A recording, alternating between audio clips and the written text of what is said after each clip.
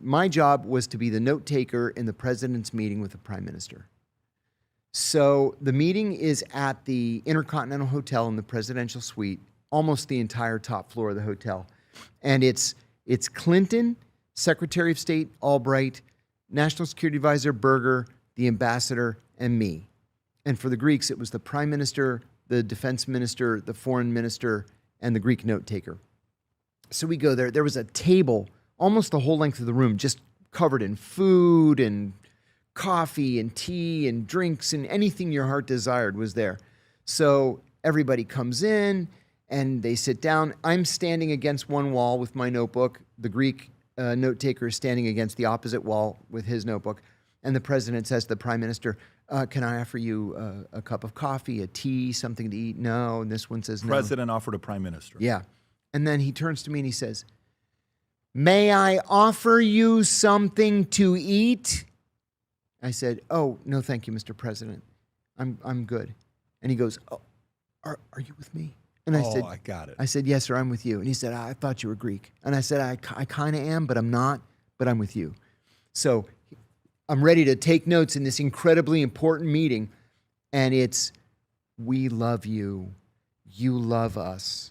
We have lots and lots of Greeks in America. They own all the diners. They're all successful. You're the birthplace of democracy and mathematics and medicine, and we love you. And then the Greeks are like, we love you too. When our economy couldn't handle all these Greeks in the 20s and 30s, they went to America and you gave them a chance, and we love you. And I'm like waiting for something important to write down. There's nothing. So at the end of it, everybody stands up. They all shake hands. Clinton hugs everybody, and they leave. Then Clinton walks out with Albright. I'm sorry. Yeah, that's right. And then Berger walks out with the ambassador. So I walk out after them. I'm standing about 2 feet away from Clinton and Albright. They finish their conversation. Albright goes to the other two. So I'm just standing there 2 feet away from Clinton. And just as she walks away, the elevator at the end of the hall opens up and Hillary walks off There we with go. Chelsea. Story's about to change. She has this puss on her face like this. She walks right up to us. And one thing about Clinton, I noticed it from the very moment that I met him. He hates silence. He wants to be joshing and joking and laughing and telling stories. And she's just standing there looking at him. And so he says, we sure had a good time at the Parthenon this morning, didn't we, Hill? She's just staring at him. So he repeats himself. We sure had a good time at the Parthenon this morning, didn't we, Hill? And she says, Jesus Christ, Bill, it's raining all day. I'll be in the room. And she walks between us. And I'm looking at him like, you poor man. Wow. You have to sleep next to that every night? He looks right at me and he goes, let's get out of here. So the two of us walk to the elevator. The Secret Service runs after us. And then everybody else files in. We go down to the basement. There are 500 screaming women from the Greek American Business Women's Association. And he gave this raucous, vintage Bill Clinton. It was that Clinton magic that people used to talk about. I saw it with my own eyes. Yeah, it's funny that I can't tell you how many stories of people you ask of Clinton, Bill, how many of them is positive? Yeah. Of how he was and how it is with Hillary. We were at a... Oh, she was just awful. Is that the only experience with Hillary? No. I encountered her a number of times. After I left the agency, I was the chief investigator on the Senate Foreign Relations Committee. And she had just left the committee to become Secretary of State. So she used to come back all the time. And she was impossible. Impossible. I mean, they all are at that level. John Kerry was the one who, see, now you got me on a roll. I'm going to be criticizing everybody. But John Kerry hired me just as he became the chairman in January of 2009. He called me and said, I'm going to reconstitute the investigative function at the Senate Foreign Relations Committee. Would you like to be the investigator? And I said, I'd love to be the investigator. So he said, I want to make an impact. We want to, root out wrongdoing. I said, great. Nothing could have been further from the truth. And I'll tell you why, if you don't mind me rambling on for a moment.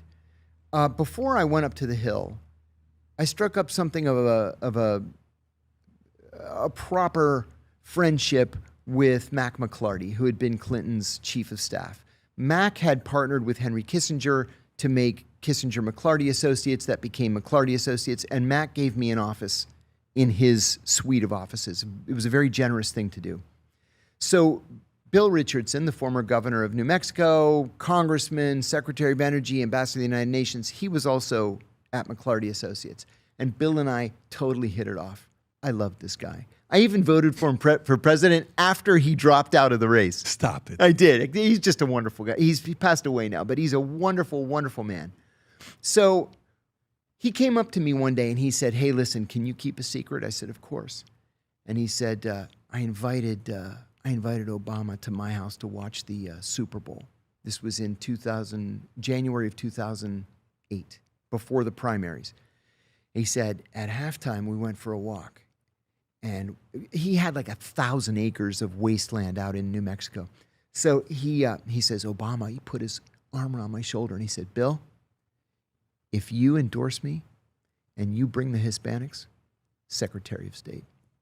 And I said, "Oh my God, that's fantastic. It's what Richardson always wanted." He said, "I want you to be my deputy chief of staff." I said, "Done. I want to be ambassador to Greece in the second term."